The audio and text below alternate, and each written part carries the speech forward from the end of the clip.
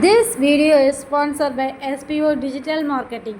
இந்த பிளாட்ஃபார்ம் வந்து எல்லாருக்குமே கிடைக்கிற வாய்ப்பை வந்து யூஸ் பண்ணிக்கோங்க. ஏன் அப்படின்னா இதிலே வந்து நம்ம கற்றுக்கவும் செய்யலாம், ஒர்க் பண்ணி ஏர்ன் பண்ணவும் செய்யலாம். அது எப்படின்னா, ஒருத்தங்க வந்து இதில் ஜாயின் பண்ணுறது மூலயமா கோர்ஸ் படிக்கிறதுக்கு ஆஃபர் கொடுப்பாங்க. அந்த கோர்ஸை நம்ம படித்து மினிமம் 1500லேருந்து மேக்ஸிமம் 21,000 வரைக்கும் நம்ம ஏர்ன் பண்ணலாம். இதுக்கு நம்ம என்ன பண்ணணும் அப்படின்னா, இதில் இவங்களோட வாட்ஸ்அப் நம்பர் கொடுத்துருக்காங்க 9994104160. இந்த நம்பருக்கு உங்களோட நேம் அண்ட் எஜுகேஷனல் குவாலிஃபிகேஷனை நீங்கள் வாட்ஸ்அப் பண்ணினா அவங்க உங்களை காண்டாக்ட் பண்ணுவாங்க. ஸ்கிப் பண்ணாதீங்க. பெரிய தப்பு. தினம் 300 ரூபாய் சம்பாதிக்க அரிய வாய்ப்பு. இன்ஸ்டாகிராம், ஃபேஸ்புக் பயன்படுத்த தெரிந்தால் போதும். Content post and content publishing மூலமா தினம் 300 ரூபாய் சம்பாதிக்கலாம். இந்த வேலை செய்ய 5 நிமிடம் போதும். Work training support, group communication support, all language customer live chat support, முக்கியமா சொந்தமா ஒரு பிசினஸ் ஸ்டார்ட் பண்ற அளவுக்கு உங்களால கற்றுக்கொள்ளவும் முடியும், சம்பாதிக்கவும் முடியும். இந்த வேலை வாய்ப்பு வழங்குவது 5 வருடத்திற்கு மேல ரன் ஆகிட்டு இருக்க நம்ம தமிழ்நாட்டு company school of business organisation private limited. மேலும் விவரங்களுக்கு டிஸ்கிரிப்ஷன்ல கொடுத்திருக்க நம்பருக்கு வாட்ஸ்அப் பண்ணுங்க. Hi friends, welcome to our மதிகமா யூடியூப் சேனல். இன்னைக்கு நம்ம சேனலில் வந்து சாம்பார் பொடி எப்படி செய்யலாம்னு பார்க்கலாம் வாங்க. இதில் வந்து 1.5 கிலோ அளவுக்கு சாம்பார் பொடி கிடைக்கும். அதுக்கு வந்து அளவுகள் வந்து என்ன அப்படின்னா, 1/2 கிலோ மல்லி, 1/2 கிலோ வத்தல். அதே தான் 1/2 கிலோ மல்லிக்கு வந்து 1/2 கிலோ வத்தல் காரமாக இருக்குமா அப்படின்னா இருக்காது. ஏன்னா நம்ம வந்து 400 கிராம் வத்தலும் ஒரு 100 கிராம் வந்து காஷ்மீர் வத்தலும் போட போகிறோம். முதல்ல 1/2 கிலோ மல்லியை வந்து வறுத்து எடுத்துக்குவோம். மல்லி எப்போவுமே வந்து கை பொருட்கள் சூடு வர்ற வரைக்கும் வறுக்கணும். அதே மாதிரி சிம்மில் வச்சு தான் வறுக்கணும், கை ஃப்ளேமில் வச்சு வறுக்காதீங்க. சிம்மில் வச்சு வறுக்கும் போது தான் எல்லாமே ஈவனாக ஓரளவுக்கு கலந்து வரும். சிம்மில் வச்சிங்க அப்படின்னா உங்களுக்கு கரெக்டாக இருக்கும். ஹை ஃப்ளேமில் வச்சிங்க அப்படின்னா கரைஞ்சிடும். அதனால் சிம்மில் வச்சு வறுத்துக்கோங்க. கையில் இப்படி தொட்டு பார்த்தீங்க அப்படின்னா உங்களுக்கு வந்து கை பொறுக்கிற சூடு இருக்கணும். தொட்டிங்கன்னா சுடும். சுட்டப்புறம் உடனே நீங்கள் மாற்றி வச்சுக்கலாம். இதுவே வந்து வெயில் நேரம் வறுத்தீங்க அப்படின்னா மல்லியையும் வத்தலையும் மட்டும் நல்லா மாடியில் காய வச்சுக்கோங்க. வெயில் தர இடத்துல காஞ்சதுக்கப்புறம் நீங்கள் எடுத்து வச்சுக்கலாம். ஓகேவா? இப்போ நல்லா வறுபடட்டும். நல்லா வறுத்தீங்க அப்படின்னா இந்த அளவுக்கு வச்சு பார்க்கும்போதே வந்து உங்களுக்கு சூடு தெரியும். நெக்ஸ்ட்டு வந்து நல்லா எடுத்து பார்த்தீங்க அப்படின்னா கையில் பட்டோன்னே அப்படி உங்களுக்கு சுடும். அந்த மாதிரி இருந்துச்சுன்னா கரெக்டான பக்கம். இதை வந்து வேறு ஒரு இதில் மாற்றி வச்சுக்குவோம். நம்ம வந்து ஒரு 100 காஷ்மீரி வத்தலை எடுத்து வச்சிடணும்ல, அந்த 100 வத்தலை போட்டு வறுத்து எடுத்து வச்சுக்கலாம். எப்போவுமே வந்து வத்தல் வறுக்கும் போது கொஞ்சோட கல் உப்பு போட்டுக்கோங்க. கல் உப்பு போட்டிங்கன்னா நெடி ஏறாது, இல்லை அப்படின்னா நெடி ஏறும்.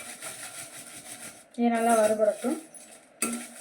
வத்தல் வந்து எப்போவுமே வந்து கருக்க முன்னாடி எடுத்துருங்க. கிண்டிக்கிட்டே இருந்தீங்க அப்படின்னா தான் கருக்காமல் இருக்கும், இல்லைன்னா கருக்க ஆரம்பிச்சிடும். அப்புறம் மசாலா டேஸ்ட்டும் மாறும், கலரும் மாறிடும். அதனால் கருப்பாகிறதுக்குள்ளே எடுத்துக்கணும். பார்த்தீங்களா? இது நல்லா ஓரளவுக்கு நல்லா வறுபட்டுருச்சு. இதை மாற்றி வச்சுக்கலாம். அதேமாதிரி வத்தலும் கொஞ்சம் கொஞ்சமாக போட்டு வறுத்து எடுத்து வச்சுக்கோங்க. பெரிய பாத்திரமாக இருந்தாலுமே கொஞ்சம் கொஞ்சமாக போட்டு வறுத்துக்கோங்க. அப்படின்னா உங்களுக்கு எல்லாமே ஒன்று போல் வறுப்பட்டு வரும். மொத்தமாக போட்டிங்க அப்படின்னா ஒரு சைடு வறுப்பட்டுருக்கும், ஒரு சைடு வறுப்படாமல் இருக்கும். இந்த மாதிரி போட்டு எடுத்திங்கன்னா எல்லா பக்கமும் நல்லா வறுப்பட்டுருக்கும். இது நல்லா வறுப்பட்டான்னு தெரியணும் அப்படின்னா லைட்டாக ஒவ்வொரு பக்கமும் லைட்டாக கருப்பு தட்ட ஆரம்பிக்கும். அந்த டைம் வந்து எடுத்துருங்க. அதான் வந்து வறுபட ஆரம்பிச்சதுக்கான அர்த்தம். அதுக்கு மேலே விட்டுட்டிங்க அப்படின்னா உங்களுக்கு ரொம்ப கருப்பாயிரும். மசாலா வந்து ஒரு மாதிரி கரைஞ்ச வடை வர ஆரம்பிச்சிடும். நெடி ஏறுதுன்னா கொஞ்சோட உப்பு போட்டுக்கோங்க.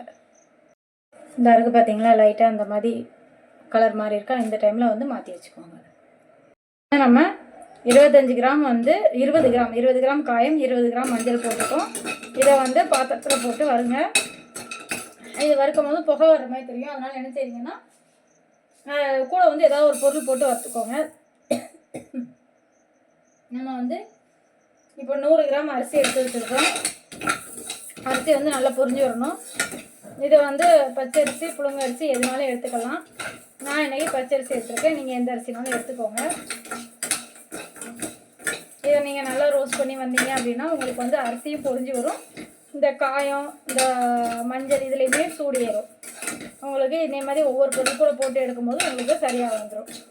தனியாக போடும்போது கொஞ்சம் ஒரு மாதிரி புகை வரலாம், தீஞ்சி போகலாம், இந்த மாதிரி ஆகலாம். இந்த மாதிரி அதனால் ஒவ்வொரு பொருளுக்குள்ளேயும் போட்டு நீங்கள் வறுத்து எடுத்துக்கோங்க.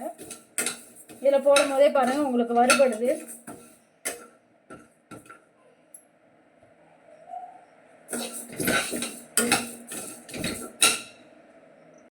இந்த அரைச்சி பாருங்கள். இப்போ வந்து அரிசி நல்லா பொரிஞ்சு வர ஆரம்பிச்சிருச்சு. இந்த நேரத்தில் வந்து கடலைப்பருப்பு சேர்த்துக்கலாம். நம்ம கடலைப்பருப்பு 100 கிராம் எடுத்துருக்கோம். 100 கிராம் கடலைப்பருப்பு சேர்த்துக்கோங்க. எல்லாமே வந்து நல்லா லோ ஃப்ளேம்லேயே வச்சு வறுத்துக்கோங்க. நிறைய பேர் வந்து தனித்தனியாக போட்டு தான் வறுப்பாங்க. நான் வந்து ஒன்றா தான் வறுப்பேன். ஏன் அப்படின்னா தனித்தனியாக போட்டு வறுக்கும் போது அந்த பாத்திரத்தில் உள்ள ஹீட்டில் வந்து தீயறதுக்கு வாய்ப்பு இருக்குது. அதனால் மொத்தமாக போட்டு வறுக்கும் போது எல்லாமே ஈவனாக வந்து உங்களுக்கு வறுபட்டு பொரிஞ்சு வரும். அதனால தான் நான் அதுக்கடுத்து உடனே போடுறேன்.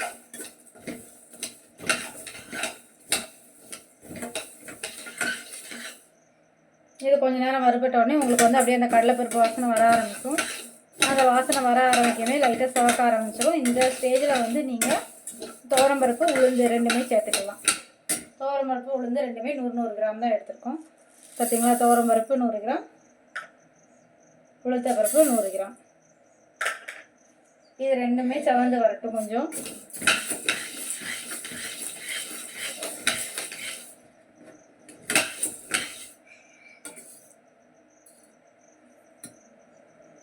பார்த்தீங்க அப்படின்னா நல்லா ஓரளவுக்கு செவந்து வர ஆரம்பிச்சிருச்சு. இதே மாதிரி போட்டிங்க அப்படின்னா உங்களுக்கு எல்லாமே ஒரே மாதிரி வரும்.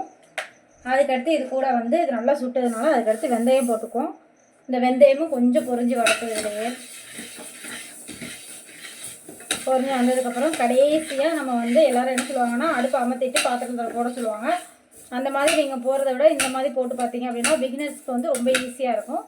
எந்த ஒரு மசாலா ஜாமானும் உங்களுக்கு கரியாது, ஈஸியாக வறுத்துருவீங்க. ஏன்னா உங்களுக்கு வந்து அந்த பக்குவம் தெரியாது. எல்லாமே ஒரு 2 மினிட்ஸ் கேப்பில் வந்து இந்த மாதிரி போட்டு கலர்னிங்க அப்படின்னா எல்லாமே ஒரே அளவுக்கு உங்களுக்கு என்ன பக்குவத்துக்கு தேவைப்படுமோ அதே பக்குவத்துக்கு வந்துடும்.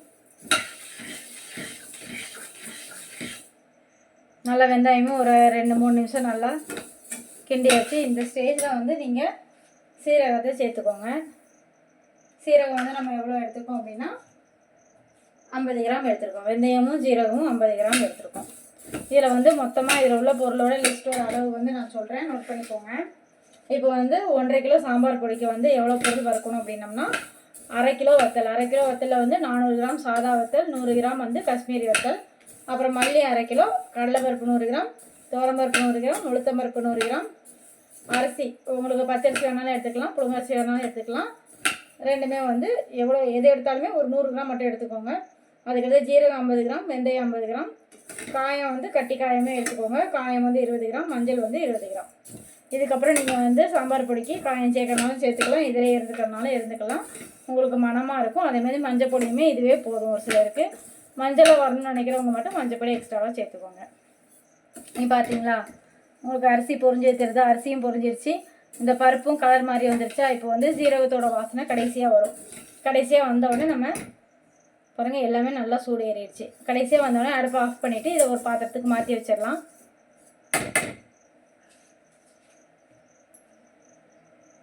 அதே நான் வந்து ஒரு சொலவில் வந்து துணி விரித்து போட்டிருக்கேன். நியூஸ் பேப்பர் போடாமல் இந்த மாதிரி துணி விரித்து போட்டுக்கோங்க. ஃப்ரெஷ்ஷான துணி யூஸ் பண்ணிக்கோங்க.